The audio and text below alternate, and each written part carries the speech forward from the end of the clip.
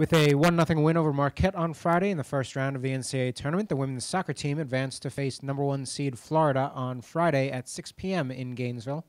Head coach Paula Wilkins is here. We'll have some opening comments and then take questions. I'm really excited to be moving on to the second round of the NCAAs. Most excited for our players because of the journey and the process they've gone through the last couple games, getting better and better and better. And as a coach, this is what you want to see from your players at this time of the year, is to be moving in the right direction as a group.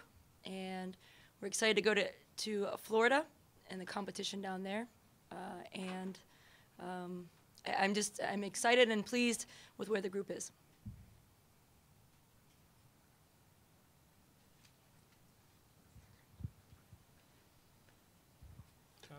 Paul, what kind of steps did you see your team take and obviously this Friday night, the spotlight's on as an NCAA tournament game to prepare you for going into a hostile environment like you're going to be facing this weekend? The biggest things throughout this season, we've gotten better defensively as a group. I think some of our younger players have evolved and gotten a lot of experience in big games, and that's helped us.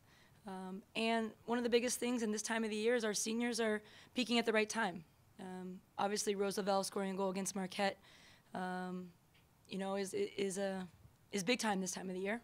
And it's just not her, though. It's Kylie Schwartz, it's Morgan Taylor, it's Michaela Powers.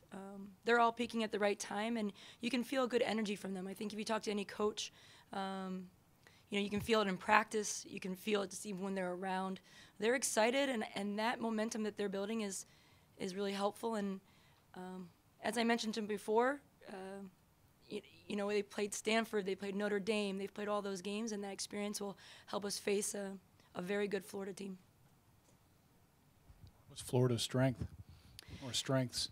Everyone will look at Savannah Jordan first because she's their leading scorer, but I think that would be not the wisest thing, because I think they have a bunch of different players that can do different things. They're well organized, well coached, athletic, and they've won a lot of big games.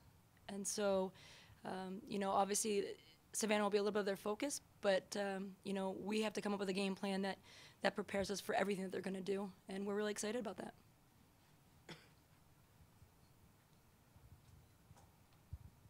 Could you be any more pleased with the way your team's playing defense, too? Yeah, I told them after after the debacle we had in Indiana, we really kind of, took the reins and said, we're going to defend as a group. And one thing that people don't see in the stats is the work rate that our forwards do.